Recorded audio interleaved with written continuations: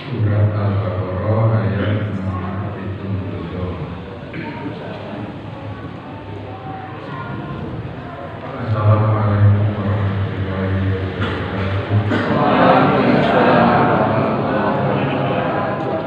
Al-Fatihah.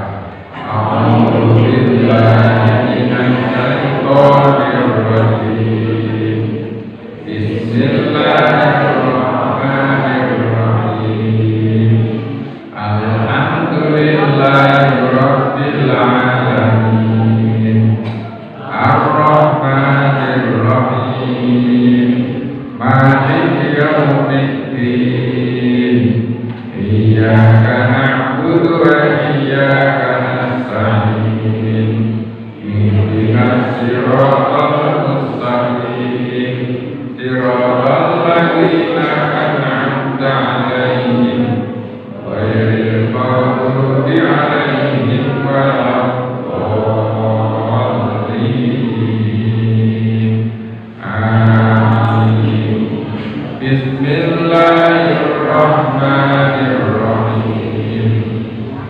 Qalu ud'u lana rabbaka yubayyin lana ma hiya innal baqara tashabaha 'alaina wa inna insya'allahu lamuhtadun. Qala innahu yaqulu innaha baqaratun la dhalulun tuthirul arda wa la tasqil ardh musallamatun la syiyata fiha. Qalul ana ji'ta bil haqqi fadhabuha wa ma kanu ya'malun. Wa in qultum nafsan fadara'tum fiha wallahu mukhrijum ma kuntum taktumun. Faqulna idriku bi ba'diha kadzalika yuhyillahul mauta wa yuriikum ayatihi la'allakum ta'qilun. Tsumma qasat qulubukum min ba'di dzalika fa hiya kal-hijarati aw ashaddu qaswah wa inna minal hijarati lama yatafajjaru minhul anhar wa inna minha lama yashaqqaqu fa yakhruju minhul ma' wa inna minal hijarati lama yatafajjaru minhul anhar wa inna minha lama yashaqqaqu fa yakhruju minhul ma' wa inna minha lama yahbitu min khashyatillah wa Allahu bighafilin amma ta'malun. Afatatma'una an yu'minu lakum wa qad kana fariqun minhum yasma'una kalama Allahi thumma yuharrifunahu min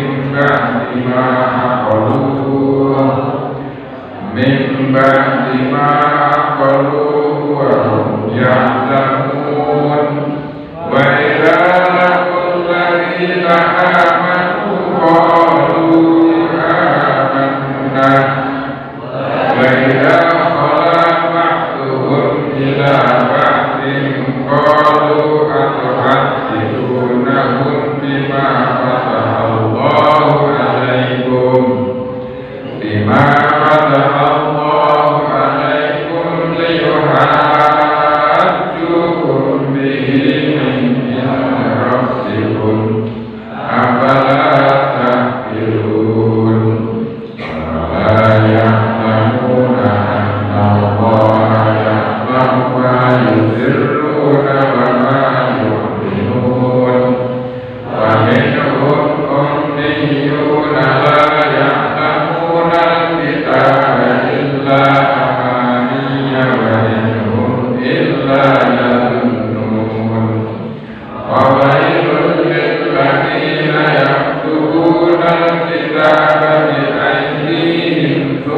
يقولون هذا من عند الله ليشتروا به ثمنا قليلا وويل لهم مما كسبت أيديهم وويل لهم مما يكسبون وقالوا لن تمسنا النار إلا أياما معدودة قل أتخذتم عند الله عهدا فلن يخلف الله عهده أم تقولون على الله ما لا تعلمون بلى من كسب سيئة فأحاطت به خطيئته فأولئك أصحاب النار هم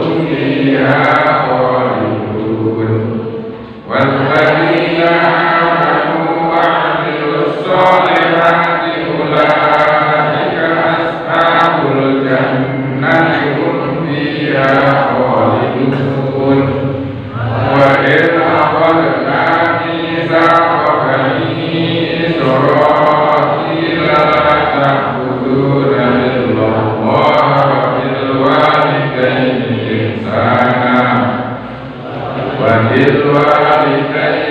إحسانا وذي القربى واليتامى والمساكين وقولوا للناس حسنا وأقيموا الصلاة وآتوا الزكاة ثم توليتم إلا قليلا منكم وأنتم معرضون. Alhamdulillahirabbil alamin. Alladzi anzala fi qulubil mu'minina liyazdadu imanan ma'a imanihim. Asyhadu an la ilaha illallah wa asyhadu anna Muhammadan abduhu wa rasuluh. Allahumma shalli ala Muhammad wa ala alihi wa ashabihi ajma'in. Amma ba'du. Usikum taqwallah wa la tamutunna illa wa antum muslimun. Wa qul nadribuhu bi ba'dina. Pamongkokulna dawa ingsun Allah idribuhu keprono pukulkan bila dia melawan sebagiannya kadzalika kaya mengkono seperti inilah yuhillahu mauta Allah uripke wong mati wa yurikum lan nuduhake Allah sing sira ayatihi ing ayat-ayat Allah la'allakum taqilun muga-muga padha gelem nggunakake akal. Suma banjur kosak atos ulu hukum ati ira kabeh. Mimba dijadikan sausé mengkono-mengkono kejadian. Wahia atau sing ati kalih jaroti kaya atose watu. Awo asal tukos wah malah luwih atos tinimbangane watu. Wa inna satemene minal jaroti sangka watu lama yata arjaul rumah ana watu sing toke banyu. Allahumma hamdil Qur'an alhamdulillah wa syukurillah wa salatu wa salam ala rasulillah wa baikkan beliau menyebut Israilun dan Israel sehingga surat ini disebut dengan surat Al-Baqarah. Ketika ada pembunuhan kemudian masyarakat itu yang mana ini pokok mereka berbantah-bantahan. Oleh karena itu Allah memerintahkan supaya mereka menyembelih sapi untuk boleh disembelih siapa yang membunuh. Maka ketika Allah menyuruh mereka untuk membunuh sapi, mereka saling bertanya-tanya dan jelimet pertanyaannya. Namun akhirnya mereka membunuh meskipun hampir saja tidak jadi menyembelih sapi. Ketika sapi sudah disembelih, maka Allah memerintahkan pukulkan sebagian sapi yang sudah mati itu, bagilah untuk sapi, ekor sapi, pukulkan kepada mayat yang mati untuk mengetahui siapa tadi yang membunuh mayat ini, membunuh orang ini. Setelah dipukul dengan ekor sapi, si mayat itu kemudian hidup mayatnya. Ditembak ini membunuh kamu siapa? Yang membunuh saya si A. Maka katakanlah siapa yang membunuh orang ini yang selama ini menjadi fadilun. Setelah memberikan keterangan, langsung si mayat ini mati kembali. Kadzalika yuhyillahu mauta. Inilah cara Allah menghidupkan orang mati. Sekaligus bahwa kita manusia yang mati ini nanti akan dihidupkan oleh Allah. Dengan cara ini Allah menunjukkan kekuasaannya agar mereka mengejar akalnya. Allah tetapi. Namun apa yang terjadi? Semua kolat berhukum, tetapi hati mereka semakin keras. Sudah cepat welo-welo ketemu siapa yang membunuh, mereka tetap ngejel, tetap tidak mau menerima. Hatinya karena sudah menjadi hati yang keras, semua kolat berhukum bagi tadi. Kerasnya melebihi kerasnya batu. Batu itu meskipun keras, ada yang mengeluarkan air. Bahkan batu ada yang hancur berantakan karena takut kepada Allah Subhanahu wa Ta'ala. Tetapi kalau hati manusia sudah keras, maka susah untuk dilunakkan. Maka dalam kajian kita selama ini tazkiyah nafas untuk membersihkan jiwa hati agar kita tidak memiliki hati yang keras.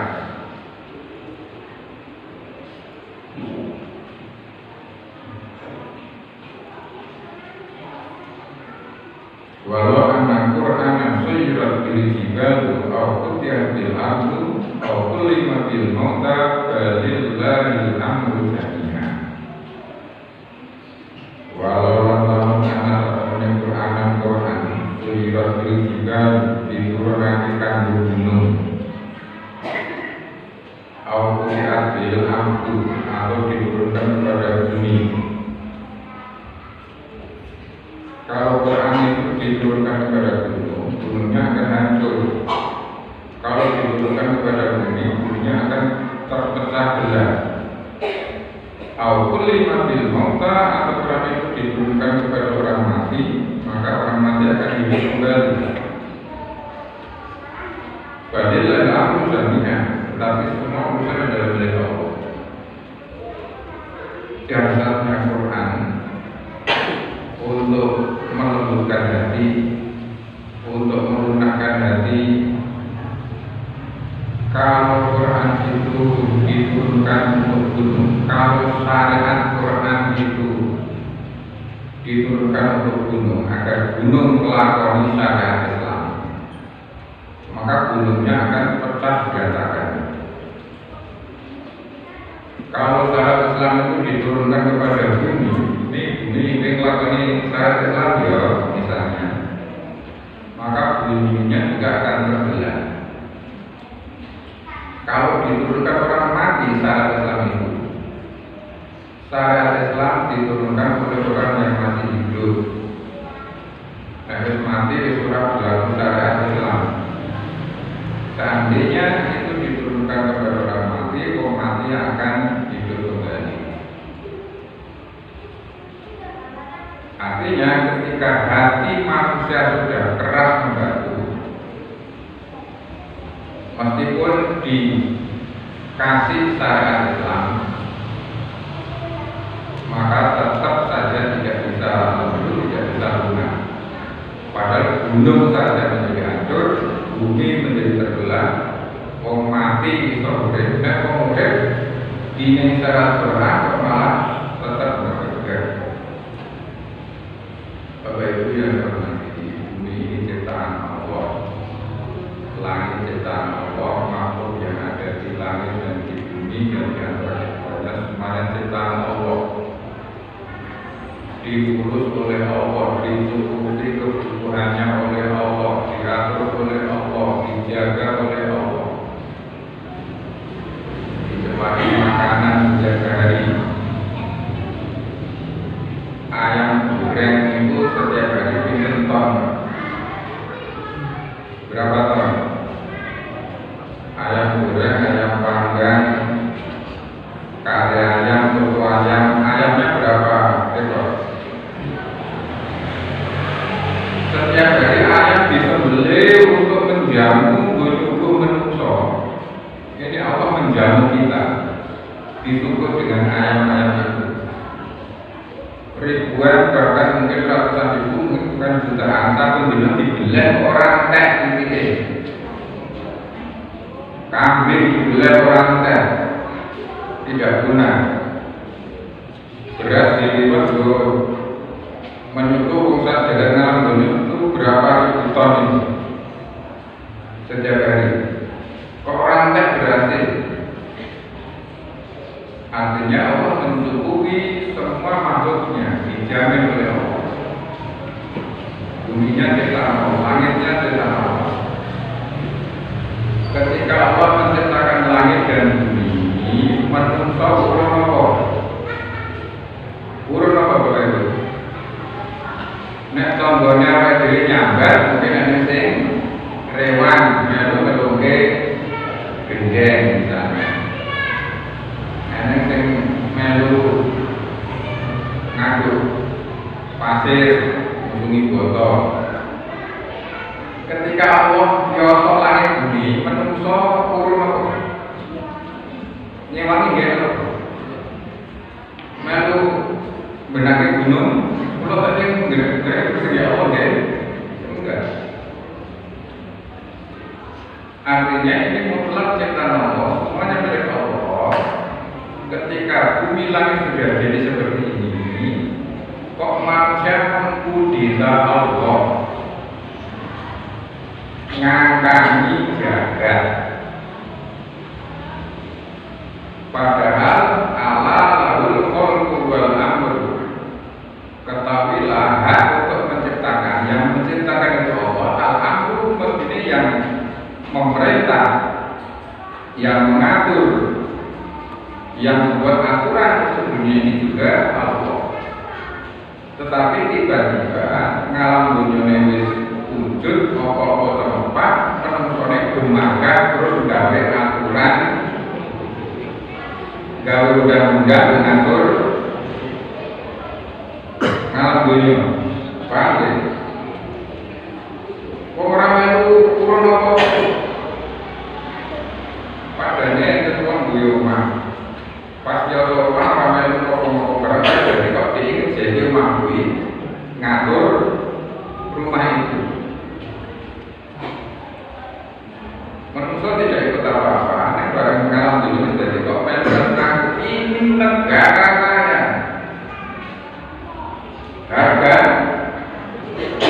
Harga mati.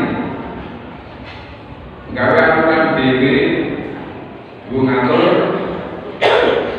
bumi ini Allah. Sing ora manut aturanku tak bedil. Sing ora manut aturanku tak tangkap. Tak kunjoro. Ngoten nggih? Paham betul? Itu jadi kematian atau kematian? Orang Gemaga ngatur. Ini yang terjadi. Itulah orang yang sudah keras, mereka tidak mampu untuk merenungkan. Anehnya orang-orang yang mengaku bertakwa karena mendukung itu aturan itu. Aturan yang dibikin sejak zaman Rondo sampai ini dipertahankan. Sedangkan Allah yang memberikan aturan untuk mengatur jagat raya ini dilepas, dipakai. Apa aturan Allah? Yaitu aturan itu sendiri. Al-Quran dan Sunnah Rasul itu. Malah mereka mengatakan ayat suci harus tunduk dengan ayat konstitusi. Quran yang bertentangan dengan undang-undang, yang ngalah kita. Undang-undangnya apa Qurannya? Qurannya apa ngalah? Ngerti nggak? Jadi kita menyadarkan diri, tahu diri itu dulu. Kalau diri ini negara ini kalah kabur kayak ini, ya Allah, Robbana kita ya Allah. Di dunia kata apa? Di mana pernah tinggal kata di dunia? Jalur selamat, jalur yang Masya Allah. Itu salah satu tiga hati manusia sudah keras, lebih keras daripada batu. Batu pun kalau sudah keras masih bisa mengeluarkan air hujan. An Nabi Muhammad Nabi Sallallahu Alaihi Wasallam qala ma min muslimin yang dulu ila ma'asini mura'atin awal marratin thumma yahuddu basarahu illa hatta Allahu lahu ibadatan yajidu alamannya. Ini salah satu penyebab kerasnya hati manusia ketika tidak bisa menundukkan hawa nafsu. Dari sahabat Nabi Muhammad, dari Nabi Sallallahu Alaihi Wasallam, qala ma min muslimin dia muslim yang dulu nyawa ila makasih marang indahnya jelitanya di meratil Ramadan. Nanya kolanang nyawang Ramadan sing jelita mendeli awal maratin lenyawa Ramadan awal pertama maratin pertama kali melihat tidak sengaja, Tuma yahudu baru, kemudian dia menundukkan pandangannya. Kecuali Allah akan menghadiahkan kepada orang itu manisnya iman, manisnya beribadah kepada Allah. Tidaklah seorang muslim yang melihat keindahan-keindahan seorang wanita pertama kali kemudian menundukkan pandangannya, kecuali Allah membuatkan ibadah baginya yang dia temukan kenikmatannya.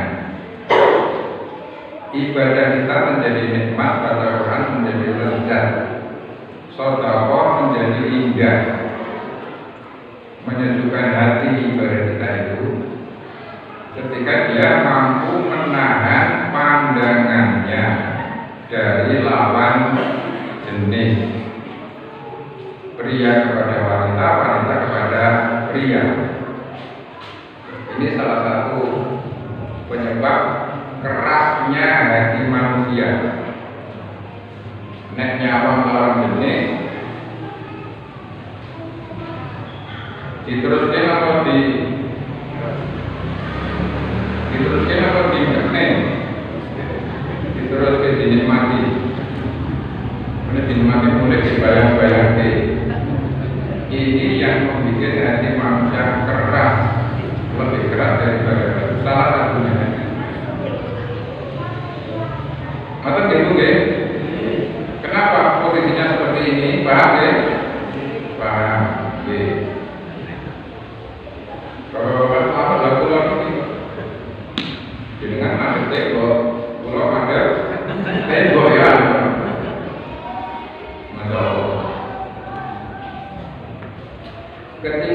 tidak bisa memelihara pandangan mata, maka pandangan mata yang mestinya halal, yang mestinya indah menjadi jelek. Paham maksudnya itu? Ya, dia udah diterangin untuk bicara. Kalau mata laki-laki digumbar memandang pemandangan yang haram, maka sesuatu yang halal menjadi jelek, menjadi menjeleki, menjadi nyebeli. Buat paham? Buat deh.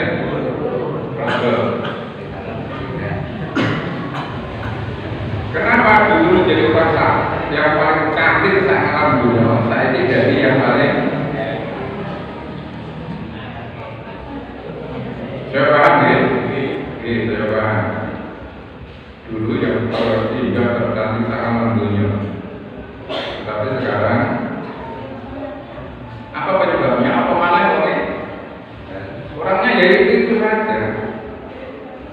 Yang malah adalah Allah menjadikan manusia itu seorang menjaga sehingga yang dilihat mestinya indah menjadi jelek karena kuliner orang yang haram-haram, maka yang halal menjadi jelek. Itulah salah satu tugas setan yang namanya jasin. Setan itu mempunyai, iblis mempunyai menteri tadi 9. Menterinya menguasai satu kementerian departemen. Yang menterinya yang dirjen, ada sekjen, ada birokrasi itu.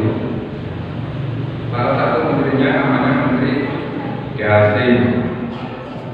Itu tugasnya untuk mengobrak-abrik rumah tangga. Kementerian diri. Ketika beliau menjadi miliknya, maka dihubungi biar dekat, biar menyatu, biar ketemu, ini belum halal. Yang jauh didekatkan sebelum halal. Nek kok harus halal, saya dekat berusaha untuk dijauhkan pegatan. Itu tugas indikasi. Nah, kita harus sadar ketika ada tugas seperti itu, maka masing-masing pihak, masing-masing pasangan menyadari. Nek kepingin kakungnya jadi ganteng meneh, nek kepingin nyonyanya kepingin cantik meneh, kita itu dari disalurke, dilebokake salon, malah enak Pak. Lalu didempul kabeh. Malah enak mungkin kata-kata banyu luntur ngono kaya malam dia. Caranya kedua biar pasangan itu menjadi cantik dan ganteng. Wadul jaga pandangan. Jangan melihat yang haram-haram. Nanti menjadi indah seperti dulu. Karena yang bolak-balik hati, yang membolak-balik hati kita adalah Allah.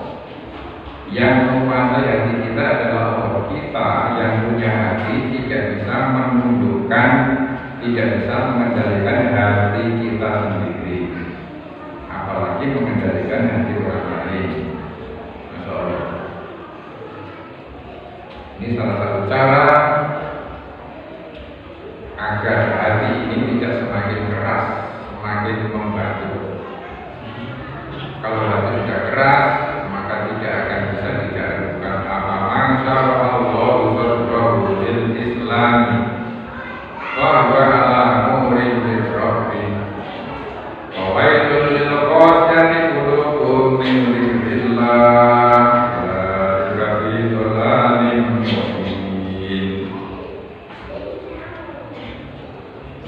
Apa man syarallahu sadrahu lil Islam ketika Allah melapangkan dada seseorang untuk berislam, untuk menerima ajaran Islam, untuk melaksanakan ajaran Islam, bahwa ala amrin rabbi, kemudian Allah memancarkan sinar kepada orang tersebut, maka hatinya menjadi terang benderang, hatinya menjadi lembut, hatinya menjadi lunak, hatinya menjadi bersih ketika Allah melapangkan dada seseorang untuk menerima ajaran Islam, untuk menerima syariat Islam, untuk menjalankan ibadah. Itu bahagia, itu indah. Mendengar azan itu hatinya berbunga-bunga. Fawailun, maka celakalah lil qasyati qulubuhum min dzikrillah, bagi orang yang hatinya keras membatu dari ingat kepada Allah. Mereka adalah di dalam kesesatan yang nyata. Masya Allah. Ani bin Umar qala Rasulullah sallallahu alaihi wasallam, la tuqtilul kalama bi ghairi dzikrillah, fa inna kasratul kalami bi ghairi dzikrillah qaswatun lil qalbi, wa inna abadan nas minallahi qalbil qasiyyi. Rawahu Tirmidzi. Rasulullah Sallallahu Alaihi Wasallam menyampaikan sabdanya kepada kita, jangan banyak bicara, takdirul kalam, jangan banyak bicara, jangan banyak ngomong. Biwairi dzikrillah, tanpa ingat kepada Allah. Boleh banyak bicara jika bicaranya mengajak kepada ingat kepada Allah. Tapi kalau bicara ngalor ngidul, bicara masalah kejadian, masalah peristiwa, ini pakai nakal berkalam, orang yang banyak bicara tanpa dikaitkan dengan Allah, tanpa mengingat Allah, tidak ada urusan dengan ibadah kepada Allah bicaranya, menjadikan qaswatul bil qalbi, menyebabkan hatinya menjadi keras. Padahal orang yang paling jauh dari Allah ketika hatinya keras, orang yang hatinya keras, dia akan jauh dari Allah Subhanahu wa Ta'ala. Padahal Allah itu aqrabu min hablil warid, Allah lebih dekat dari urat leher manusia. Tetapi karena hatinya keras, maka Allah sangat-sangat jauh dari orang itu. Apa ciri-ciri orang yang jauh dari Allah? Gelisah sepanjang zaman. Hatinya gelisah terus-menerus, tidak pernah tenang, tidak pernah tentram. Ketika orang jauh dari Allah, padahal Allah lebih dekat dibanding dengan urat yang ada di leher ini. Kalau orang sudah gelisah, maka tidak akan ada rasa bahagia, tidak ada rasa nyaman dalam hidupnya. Semua yang dimiliki menjadikan dia gelisah. Orang yobobo susah, jalanan nggak punya. Kalau sudah punya sesuatu susah, lingkungannya susah, takut kalau susah. Kalau susah tenang, susahnya bukan main. Tidak pernah ada rasa tenang ketika orang jauh dari Allah Subhanahu wa Ta'ala.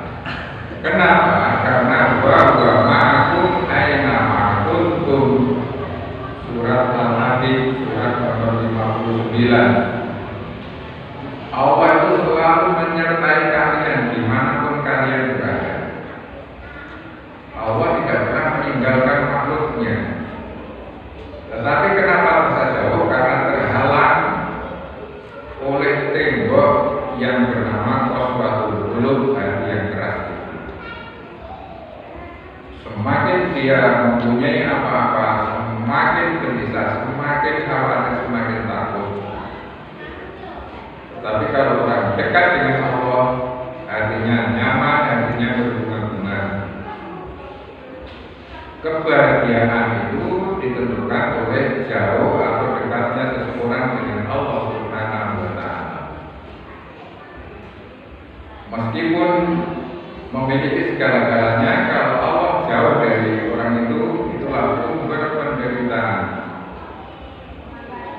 Rezeki harta benda tidak menyebabkan orang menjadi tenang, karena rezeki tidak ada hubungannya dengan ketenangan. Kesenangan media, tetapi ketenangan tidak. Oleh Allah rezeki itu tidak ada harganya sama sekali dunia, maka akan diberikan kepada siapapun yang dikehendaki. Kekayaan tidak ada hubungannya dengan cerdas tidaknya seseorang. Tidak otomatis kalau yang cerdas mesti sugih, yang bodoh mesti melarat tidak. Kekayaan yang terbenda tidak ada hubungannya dengan soleh tidaknya seseorang. Tidak otomatis orang yang soleh itu mesti sugih, yang jahat mesti melarat tidak. Harta benda kekayaan tidak ada hubungannya dengan orang yang kerja keras dan yang bermalas-malasan, tidak. Nah, bagaimana kekayaan seseorang, rezeki seseorang itu suka Allah. Monggo kita sadari, ya kita tidak merana pada masa, ya kita tidak memoyok, tidak sedih pada masa. Kekayaan harta benda tidak ada hubungannya dengan soleh jahatnya seseorang, tidak ada hubungannya pintar bodohnya seseorang, tidak ada hubungannya tinggi rendahnya pendidikan seseorang, tidak ada hubungannya ngalim tidaknya seseorang, tidak ada hubungannya dengan sering ibadah atau kemaksiatannya seseorang, tidak ada hubungannya. Hubungannya apa? Hubungannya Allah saja. Suka-suka Allah memberi harta benda kepada orang yang dikehendaki. Allah yaqsutu rizqa liman yasha wa yaqdir. Allah menjembarkan rezeki seseorang dan membatasi sesuka-suka Allah saja. Mata nggih? Tegese pripun? Nggih mboten niku. Jangan bangga ketika amal ma'ruf, jangan sedih ketika rezekinya tidak ada. Tidak ada hubungannya. Suka-suka Allah saja. Untuk apa ini semuanya? Untuk menguji orang tersebut. Semuanya adalah ujian. Banyak orang yang kerja keras, rezekinya segitu-segitunya saja. Yang muka-muka rezekinya berdatangan.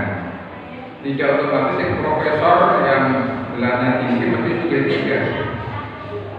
Tidak mesti yang tidak lulus saja terus mesti 3. Jadi ini memang misteri kehidupan seperti ini. Tetapi kalau kita paham ya sudah. Kalau kita yang menjalani tidak sombong, kalau kita dinyawang tidak gumun. Jabatan tidak ada hubungannya dengan orangnya itu pandai atau tidak. Suka-suka Allah dikasih jabatan, dikasih pangkat. Profesor di Indonesia itu banyak sekali, betul. Doktor banyak sekali di Indonesia. Sing jadi menteri pendidikan sono, tukang ojek. Halo? Apa orang profesor? Enggak. Suka-suka Allah Al-Baqarah 61. Apa Al-Imran 61 ayatnya. Ulama Indonesia banyak sekali yang ngalim, yang hafal Quran, yang di pondok pesantren, yang jadi menteri agama, yang tukang juga ya pengajian. Halo, suka-suka Allah. Paham ya? Jangan gumun, jangan bingung. Ya suka-suka Allah saja. Jaga ini bila Allah, ya Allah Subhanahu wa Ta'ala. Luar biasa itu. Banyak jenderal, banyak orang-orang pandai yang menjadi presiden, juragan, mebel, tukang kayu, banyak berbagai pengajian. Misalnya orang pintar sudah diberi pendidikan, bukan ya. Maka kita dengan bijak dengan keadaan kita, syukuri saja keadaan kita ini, nikmati, syukuri, sabari, tobati, udah, tahu. Nyawa orang-orang tidak malah kebelakang nanti.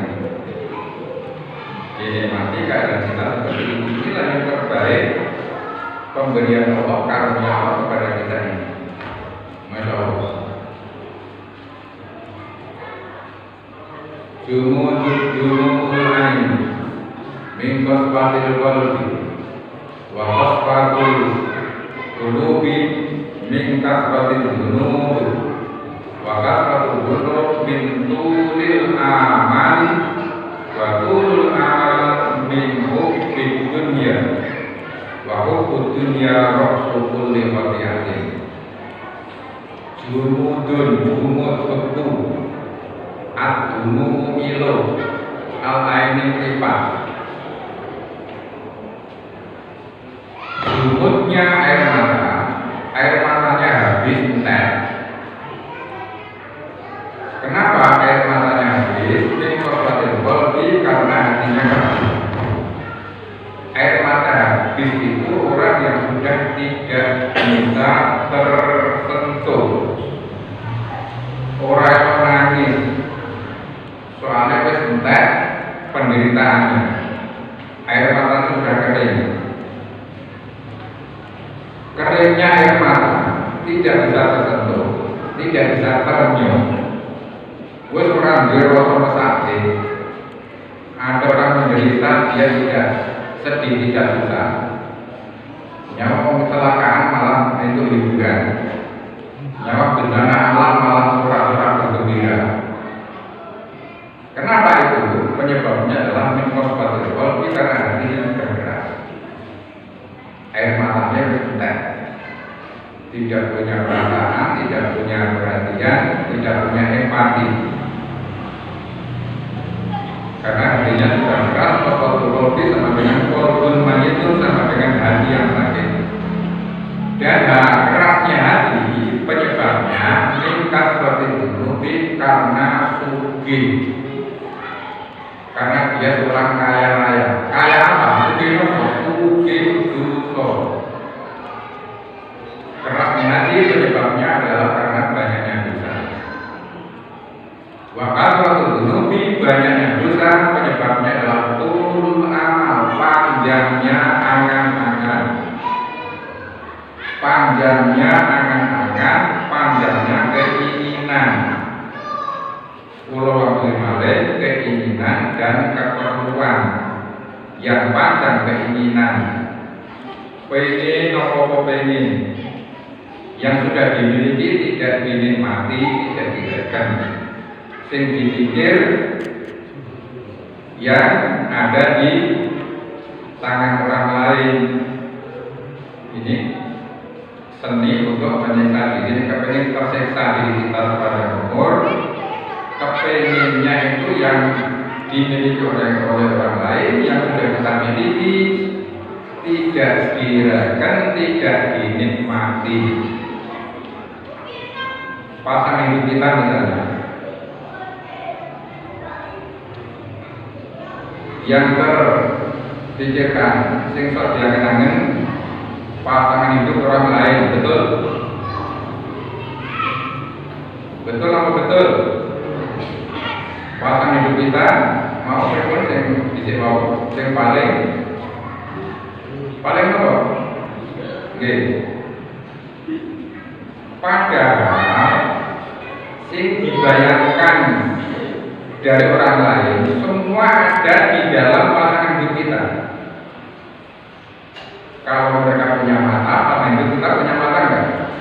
Punya. Orang punya pipi, ini juga ada, punya gigi, punya, semua sama. Tetapi karena tulul amal, panjangnya angan-angan ini, sehingga yang dinikmati yang tidak ada, yang ada tidak dirasakan, tidak dinikmati. maka dia akan menderita seumur. Penyebabnya kasratul dzunub, karena banyaknya dosa. Wa tulul amali, panjangnya angan-angan, penyebabnya dunia karena cinta kepada dunia, diperbudak kepada dunia. Wa hubbud dunya rasul kulli khati'atin, cinta dunia adalah sumber dari segala kejahatan, sumber dari segala kesalahan. Hubbud dunya rasul kulli khati'atin wa asasu kulli nuqsanin wa mamba'u kulli fasadin. Cinta dunia adalah pusat dari segala kesalahan, pusat dari segala kekurangan, dan sumber dari segala kerusakan dan kejahatan. Jika orang sudah dilanda dengan yang namanya hubbud dunya, cinta dunia, dunia tidak akan dibawa kemana-mana. Dunia hanya segini-gininya saja. Jangan tertipu oleh pesona dunia. Kalau tertipu dengan pesona dunia, maka dia tidak akan merasakan nikmatnya hidup. Masya Allah. Bapak Ibu yang hormati, kita harus cerdas di dalam menghadapi situasi yang semakin hari semakin liar hari ini. Kemudian kita berusaha agar peristiwa apapun yang terjadi kita bisa mendapatkan hikmahnya, dari apapun yang terjadi. Kita tidak akan rugi. Tapi kalau kita tenggelam dengan peristiwa-peristiwa, maka akan terkuras habis, terkuras pikiran kita, terkuras waktu kita. Motor WA, motor berita, terkuras kuota, tidak dulu data kuota hanya untuk mengikuti berita-berita yang tidak jelas. Sedangkan berita yang jelas-jelas terang, yang terang-terang jelas malah diabaikan. Berita apa? Berita tentang datanya maut, tentang datanya malaikat Jabaniyah. Masya Allah.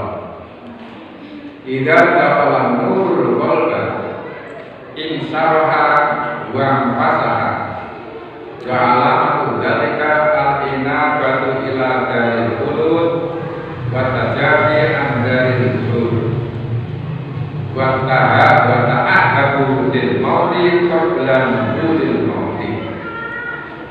Ciri-ciri hati yang lembut, ciri-ciri hati yang jernih, sehingga cahaya Allah bisa tembus, bisa diterangi dengan cahaya Allah. Misalnya air jernih itu kalau terkena cahaya dia akan terus pandang. Nah, ciri-cirinya idza dakhala nurul qalbi insaraha wa fasaha, maka hatinya akan lapang, hatinya akan jebar, hatinya akan lembut. Ketika cahaya Allah bisa menembus di dalam hati seseorang, sehingga menghadapi masalah itu selalu dihadapi dengan tenang, dengan gembira. Meskipun tingkat kesulitannya sama, tapi menghadapinya dengan tenang, dengan senang. Menghadapi pasangan hidup yang marah-marah misalnya, ya tenang-tenang saja, tidak malah ikut marah. Wa alamatu dzalika, tanda-tandanya adalah al-inabatu ila daril khulud, dia selalu inabah, selalu terikat, selalu kembali kepada negeri yang kekal abadi.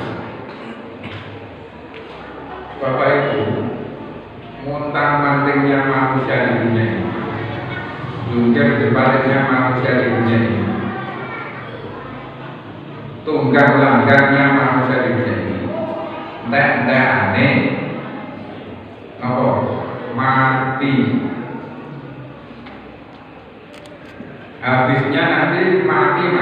Ila dari itu al-inabah, dia inabah, selalu ingat kembali, selalu ingat dari dulu negeri kelanggengan, yaitu alam barzah, alam akhirat. Itu ketika hati disinari oleh cahaya ilahi. Selalu ingat kepada kematian, karena kematian datangnya tiba-tiba dan tanpa ada pemberitahuan. Watajabi antari kubur, dia menjaga jarak dari negara, dari negeri yang error ini, al-ghurur yang error. Dunia ini error terus. Semuanya serba tidak menentu, semuanya serba kacau balau. Maka dia bisa menjaga jarak, tidak terlibat, tidak tenggelam dengan errornya dunia ini. Ada berita-berita yang menggemparkan, dia tidak termakan oleh berita itu, karena dia yakin dan sadar bahwa mati akan menjemput suatu waktu. Waktunya tidak dihabiskan untuk mengikuti berita-berita yang tidak benar. Wa ta'ahabul mauti qabla nuzulil mauti, dia selalu menyiapkan perabot, menyiapkan bekal, menyiapkan sangu untuk mati sebelum datangnya kematian. Maka Bapak Ibu, pada hari ini, pada detik ini, mari kita koreksi lagi persiapan kita menjadi datang yang mau, yang akan datang suatu waktu. Ingat dosa-dosa kita yang belum ditobati misalnya, kemudian amal-amal soleh kita, sudahkah semuanya itu mengikuti ketentuan-ketentuan yang digariskan oleh syariat, oleh Rasulullah SAW? Sholat kita sudahkah betul seperti yang seharusnya? Saudara kita, birrul walidain kita, cara kita bertetangga, cara kita bersuami istri. Kalau masih ada ganjalan-ganjalan bersuami istri, segera dicairkan, segera rukun, segera minta maaf, segera saling ridho. Catatan titik 2, bahwa di dalam rumah tangga tidak ada kepuasan. Monggo dicatat. Di dalam berumah tangga tidak ada kepuasan. Kalau berumah tangga menuntut kepuasan, maka yang terjadi adalah berantakan. Kepuasan adanya di surga nanti. Masing-masing punya kekurangan dan kelebihan. Itu harus disadari. Kalau menuntut kepuasan tidak pernah ada.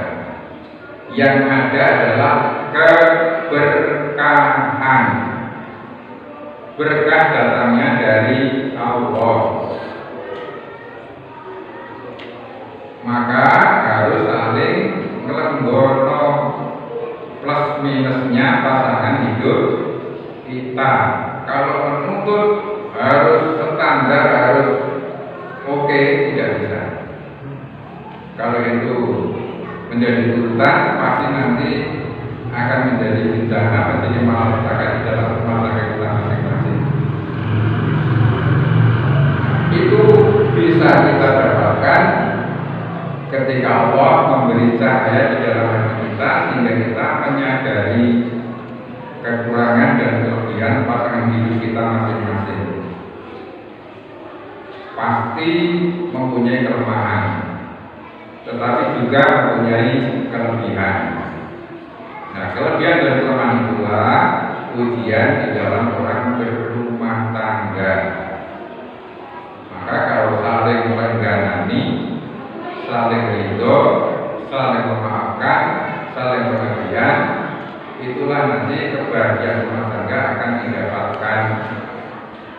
Tetapi kalau hanya menuntut kepuasan menurut seleranya, selera makan, selera ketika di atas kasur misalnya, tidak ada kekuatan.